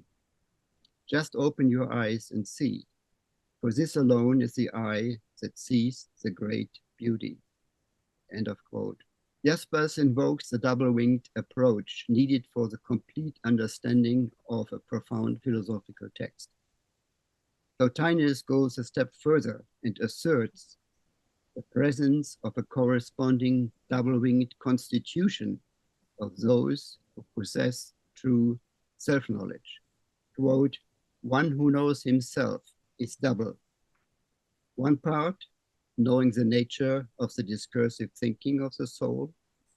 The other, knowing that which is above this, namely the part which knows itself according to the intellect that it has become. Further, in thinking himself again due to intellect, it is not as a human being that he does so, but as having become something else completely, and dragging himself into the higher region, drawing up only the better part of the soul, which alone can acquire the wings for intellection, in order that there be someone who could be entrusted with what he sees in the intelligible world. End of quote. Revisiting Jaspers' advice to apply a double-winged interpretive stance may have alerted philosophical readers by now to an analogous double-winged approach in Plotinus' ascent to intellect and beyond, namely discursive thought plus intuitive intellection. Conclusion. Jaspers is using a considerable portion of his monograph to demonstrate that the themes of thinking the unthinkable and thinking that shatters against the unthinkable are keystones of Plotinus' metaphysical edifice. However, Jaspers does not provide pertinent evidence from the Enneads to substantiate his crucial claim. Jaspers' insistence on the central significance of his assertion is a misleading interpretation that amounts to a significant distortion of Plotinus' teachings. Jaspers' misleading interpretation regarding the function of thinking in Plotinus' metaphysics may be understood as an attempt at validating his own philosophical view by attributing it to the writings of the venerated ancient philosopher. Jaspers' slanted interpretation of Plotinus' method of ascent to the one via intellect appears to a large extent to result from his tenacious propensity to identify different modes of cognition with a singular term, thinking. My essay shows that distinguishing between different modes of cognition, Jaspers' self-made perplexity can be resolved. The writings of Plotinus are virtually disregarded by contemporary academic philosophy, with a welcome exception of the recent publications spearheaded by Lloyd Gerson and his international collaborators. Jaspers' monograph, The Great Philosophers, continues to be an important link in the effort to keep the relevance and collective memory of Plotinus alive. Thanks for your attention. So we talked about the discursive and so on earlier. So I have a somewhat different understanding, but I think it's a good point. Whatever the distinction is, he clearly makes it, right, between the noetic and the discursive thinking. I was just wondering where you see, so it seems to me that gets you up to the intellection, or so the thinking on the level of intellect, not the non-discursive thinking that gets you to the level of intellect and forms and so on. But couldn't Jaspers still be defended on the last step up, right, where you go from the intellect to the one, right? I mean, I'm not fond of his expression "thinking the unthinkable," because I think it's not really a kind of thinking. But how do you understand that final step, so to speak, to the one? The confusion starts by Jaspers using just this one word, thinking, or actually different modes of thinking. And because soul, intellect, and the one are of a complete different nature as our day-to-day practical, pragmatic activities and even science, that it is clear that this kind of pragmatic thinking we use and which is useful and is incapable of reaching the higher levels of soul, intellect, and the one.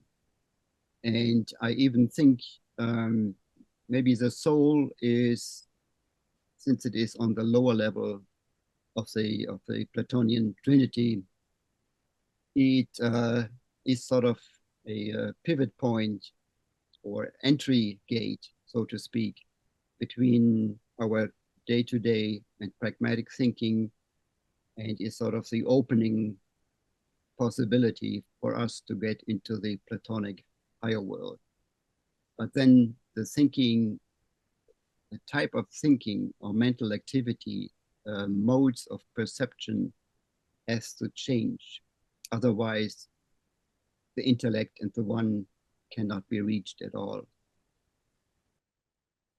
So it's sort of more like a general sort of turning sort of away from thinking down here to moving upwards, and then that this is not sufficiently appreciated by Jaspers, like the value of this other. I think Jaspers has a pretty good inkling of what Plotinus is doing, but he struggles for a dozen pages to sort of think his way through his perplexity. But by trying to mince the idea of thinking into many different modes and recombinations and so on, he remains stuck. I think Jaspers has an idea what Plotinus is doing, but he cannot express it. He stays on the level of discursive thought, and does not go into the realm of non-discursive intuitive thought. He thinks it can be managed still by regular sequential logical philosophy, but you can see it. He is failing over those pages and recognizes the failure, but turns himself more and more into a philosophical logical knot. It doesn't get anywhere. but I understand his text as he has a feeling for what Plotinus is wanting to say, but cannot express it in philosophical or regular philosophical thought. Jörn, my question is related to the term used by Jaspers, that is unthinkable. Though Damian has said that he's not relating his question to unthinkable, but yes, I have this question. Jaspers being the Kantian, I think it would have been appropriate to use the term unknowable while he was making an assessment of Plotinus philosophy. And because God may be said to be unknowable, not unthinkable.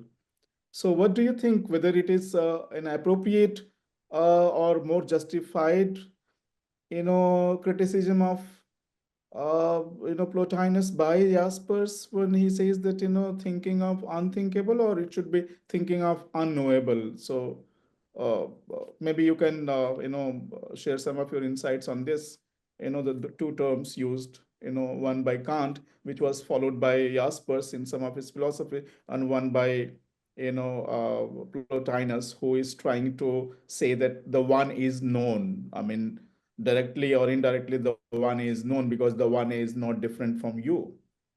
The word unthinkable and unknowable pretty much say the same things. However, I like unknowable better because it seems to be more inclusive.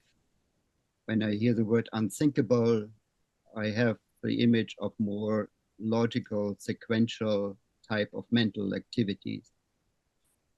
Unknowable with regards to the Platonian Trinity is more appropriate, I think. As I try to show in my table, there is the need for regular thinking when you want to go into the higher region of intellection and trying to understand or become one with the one. Then you have to go into non-discursive, intuitive thought. And so my main paper is about, we need, as philosophers, or certainly as Plotinian philosophers, to use both modes of thinking. The one, discursive thought, brings us to a certain point, and then non-discursive, intuitive thinking has to take over. Mm-hmm. It cannot be done with the sequential, logical thinking alone. I'm interested in this discourse of seen and unseen. Is it in parallel to thinkable and unthinkable? Because Plotinus in his Enneads talks about the image of existence coming from the context of your paper. Does he talk about the seen or unseen, or both? Image of existence. I'm not sure whether I understand the question. You talk now. Image can be both seen and unseen, as far as I understand. The image of existence. I'm trying to find the paper in Enneads, but I can't at the moment find the exact context. But I've seen in this book that he talks about the image of existence. And I'm very interested in the discourse of seen and unseen in the mind. The sage on the level of Plotinus can see. Expressing that what is seen falls awfully short of what the primary seeing is revealing. Mm-hmm. Therefore, he spends 1,000 pages in the Enneads and tries to encircle what he tries to think. And maybe the many directions of thought go to a center, but the very center cannot be expressed in words. So there is seeing, but all verbal and written expressions of making that seeing apparent to others falls awfully short of the very kernel of what is seen. So I make the big distinction between the primary intellection, the seeing, and then means of expressing that what has seen afterwards by sages like Plotinus. So if we lack the verbal capacity to communicate what the sage is seeing, then of course we go to the practice of acquiring the skill set of seeing. And so we have two sages who claim to see. How do we know that they're seeing the same? We don't.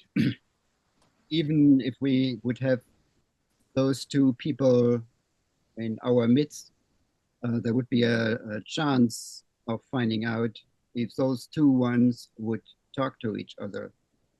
But even when they talk, I'm pretty sure they don't even know whether they are seeing the same thing. They have different words, they come from different traditions, they have different connotations of what even seen is meaning. Maybe in their facial expressions in response to each other, maybe with a nod or with the expression of their eyes or a smile, they communicate, but not with words or concepts. Maybe I'll just put my own spin on Helmut's question, because I think Jörn's response is a little more agnostic than I would go myself. So I would say that the words are not incapable of doing anything. It's not like they just fall short. Absolutely. They're just inadequate. They can't capture the one, but they can communicate something to us that that points us in the right direction. And because of that, there would be sufficient conceptual resources to recognize that they're having the same experience, even if the experience itself is inarticulable in an adequate way. It's still, I think, given to articulation, which is what the 1,000 pages of the Aeneid is trying to do in some regard. So it can't be adequately expressed within language, but language nevertheless can do something there that mediates that encounter in a way that for somebody else who's come to the other side of the transcendent experience of seeing the one would be able to recognize that they're talking about the same thing. The experience itself might be mediated through their own individual personalities, but it would still be, it's still pointed at the same thing, for lack of a better word. And I think it's worth just keeping in mind that Plotinus does have a really strong via negativa view. He does think that we can't say what the one is, but we can do a pretty good job of saying what the one is not, and that is sufficient, I think, for us to be able to actually speak about it pretty intelligibly, even if never adequately. I just want to second what Ryan just said. In 6.9, 3 or 4, Plotinus talks about this, right? So he says, he doesn't say that you cannot teach, but the teaching is just sort of showing the way, right, to the one, but you cannot teach about the one. And also he gives in 6.9, he gives sort of conditions that are necessary in order to be able to sort of see the one. For example, the soul has to be completely unified, right? So, I mean, one point that Jörn made, right, you have to get rid of all this stuff in the sensible world and so on. And the soul itself has to be unified. That itself is not seeing the one, but it's a necessary condition for then seeing the one. And so there are constraints on or sort of necessary steps that you have to take and so on the way. And he talks about teaching as something which can lead you on the way, but you have to go the way yourself, as it were. I just wanted to add something in the same direction from a Platonic point of view, because if we take the seventh letter, now it's controversial whether it's Platonic or not. There has been huge amount of discussion. I take it seriously, but it's just my personal choice. That's very clear that this kind of knowledge is an experience that comes out of having lived together and have philosophized together for quite a long time. And then it comes suddenly the moment of knowledge of truth, which is suddenly excitedness. And it lights up like a flame in the soul. And then everyone goes on his own through all the way after this moment. So to go back to the point of communicating among each other after having had such an experience shouldn't be that difficult anymore, because when you have this shared experience behind you, there are not many possibilities that you are talking about something different, let's say. The other point is, I think it's always the seventh letter where Plato said this, when he did this famous irritating phrase for all Platonists, I haven't written anything about all that stuff. It was just Socrates. I was telling things that Socrates, when he was beauty and young, said, and it's not something I can write about, this knowledge I'm talking about. But if I wanted, I could have summarized it in a couple of words. So I figure myself, for example, a conversation between Plotinus and Plato, yeah, about the truth that they knew. It would have been probably necessary between them just to exchange these couple of words and nothing more, to understand immediately that they are talking on the same wave. Plato says it's not expressible like other things, and that like other things could be, driving a lot of that interpretation. Does that mean unexpressible, or does that mean not expressible in the way that the mathematical arts can express their theorems? I think more the latter. It seems to involve more this, let's say, spiritual background we were talking about, and we are talking about when we're reading Plotinus. It's not a question of transmitting a knowledge that you can learn in an abstract way and then communicate in the same abstract way to something else. We are talking of something, philosophy, that in the end transforms the individual who is practicing it from within, which is probably the reason why you cannot just teach it in the same way in which you teach a competence. Whatever the shared experience most likely will be is some reference to what we would generally refer to as a positive experience, right? Some sense of love, community, beauty, caring, sharing, eventually dissolving oneself towards a state of non-self. Here it becomes a little bit critical, because we might just burn up in the flame of desire, and that was the end of it. So this pulsation from the non-self to the self, as you transcend towards, metaphorically speaking, the light, the positive feeling, and in a sense overcoming even the duality between positive and negative, even though we don't like to compensate too much on the negative, darkness, pain, suffering, agony, etc. So it's always in the other direction, a desire, a wishful movement towards that fulfillment. Where is the certainty? I mean, we can all relate to that desire. Everybody wants to revel in beauty and goodness and kindness, etc., knowing that the other side exists as well.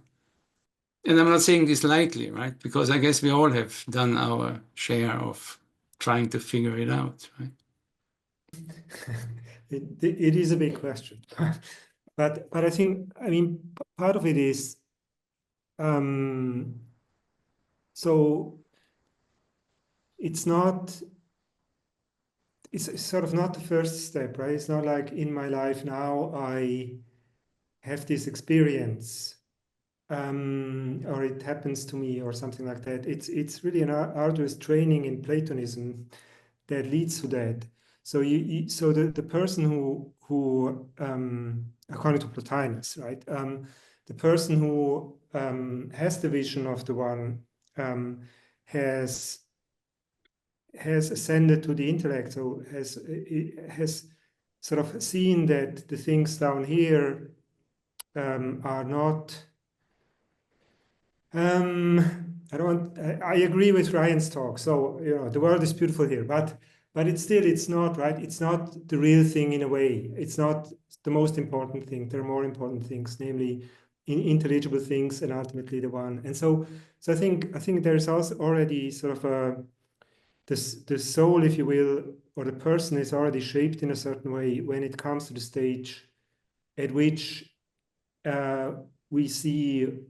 we have this vision of the one, right? And beauty is already right in it's. We can already see it here. We can see it even more in the intellect with the forms, and we see also goodness there. Not the good, right? But goodness as well. So I think it's already so we are sort of on our way to the one. We are already prepared for that, and there in the end, I think the idea is there are not terribly many options up there. It's just that we cannot. There's only one option for the one. It's just that it's not, because of its complete simplicity, it's not expressible and so on, right? He even says you cannot point to it, right, in 6.9. And so from the point of view of a lower, from the point of view of all of us, I assume on the lower level, you know, we cannot speak about it and so on, but the journey there is sort of narrows down the options, and in the end, there's only this simple thing that you experience, right? So I think something like that is Plotinus's view. So all the stuff about badness and so on, you know, that's sort of taken care of already by his view of what, you know, bad is lack of good and things like that.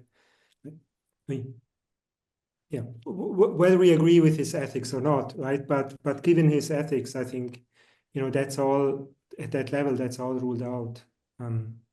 It's difficult to rule out what 99% of the population experiences 85% of their lifetime. No. I mean, it's ruled out as something which could be the one, right?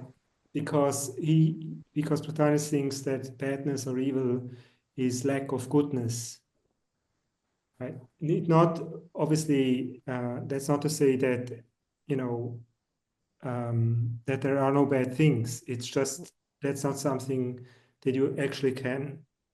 If you go for the one, that's not something that you can experience there. In this sense, I meant ruled out on the journey.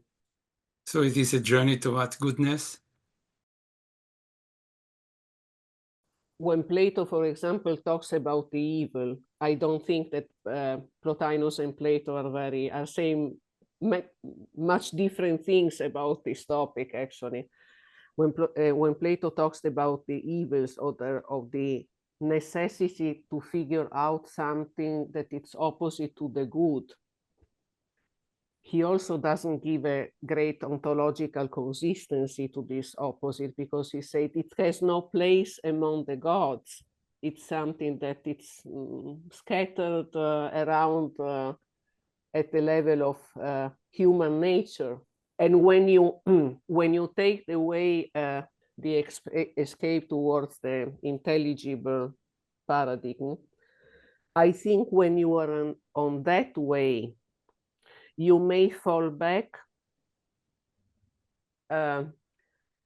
only on an epistemic level, because you may not be able as a human to acquire the whole knowledge, like in the ideal case should be all at once. So you may have to go up and downs and have moments of sudden knowledge that then you have to clear up again in discussions and so on. But from an ethical point of view, I don't think that you will have this up and down anymore. Once you are on that path, on this path, to do something bad or to go back towards evil and disgrace or whatever is not an option anymore. I think it's like similar to what Damian says before, that the more you go forward, the less possibilities you have, let's say. I wanted to shed light on Plotinus' idea of the self. It's not like looking at an external world. Rather, it's like looking inside, and the world that looks transcendental outside is actually inside, and that is why the ancient sages, they always try to examine and explore their own self. And I think Plotinus was doing the same. And if I simply relate this with Shankarian, Shankara's Vedantic philosophy, Plotinus is making the categories, but ultimately those categories are only for those ordinary beings who need to be helped to understand what they are in this cosmic world, right? I mean, a person who is in the material world also has a kind of illusionary dream state, which is, of course, unreal when he or she is awake. But at the same time, he can go beyond this material world in principle, in thoughts, and taking all the three states could be combined as one, right? So I think it's more a kind of mystical, spiritual exercise, being good and divine. That is what is being understood by Plotinus. This is what I understood. I actually had another question for Ryan. I think you have a sentence in the paper. Probably you also read it, but I forgot. About that mysticism is required for flourishing, or something along these lines, right? So, and I was wondering, so the way I think about this, or I tend to think about it, is sort of that if the wise person acts in this world, they do so because they have sort of access to their intellect, right? And so they understand what justice is, or whatever it might be, and then they act accordingly. But I was wondering whether your point is stronger, namely that the one is required as well, right? So how, right? So because I've never really thought about that. So because I thought, you are like in 4.8 at the beginning, right? When the soul, Plotinus, comes down from the intellect and so on. And so I was wondering for what do you think, what do you mean by the mysticism in this sentence?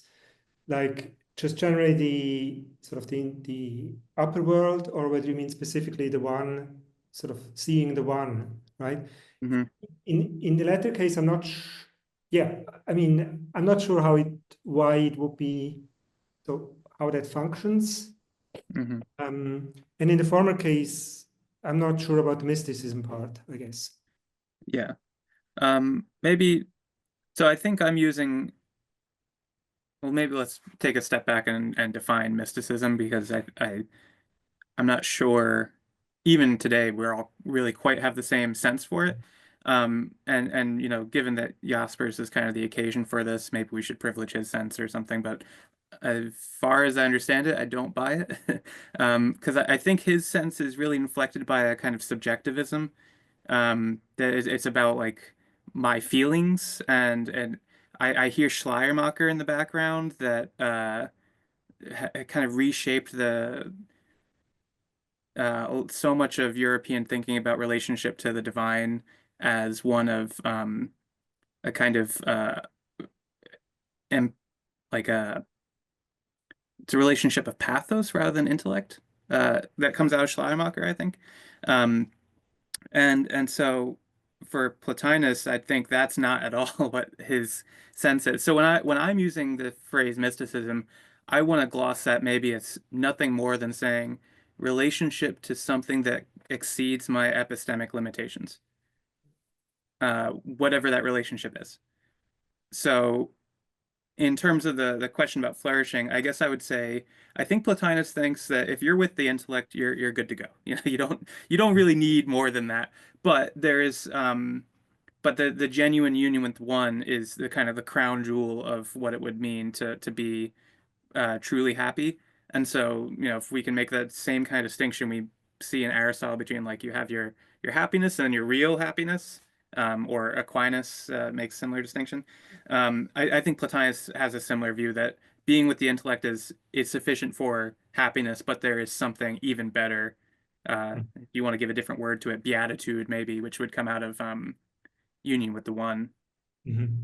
Okay, yeah, that, I think I agree with that.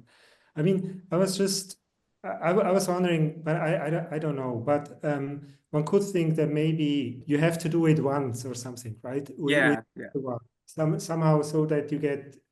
I think this must also sort of inform your understanding of the intellect in some way, if you have then seen sort of its principle or so. But that's all very speculative. I don't know, but yeah, maybe something like. But otherwise, right? When he talks about happiness, he's as you say, he's pretty much, you know, level of intellect. Helmut, should I give you the last words? I would like to thank everyone for a wonderful session. Claudia, you were very sharp and right on top. Even COVID, nothing can do anything. So thank you very much, everyone. Hopefully for some continued conversation at some other time. Thanks again for everyone for joining in. Thank you, Helmut, and thank you everyone. Thank you very much. Let's stay in touch.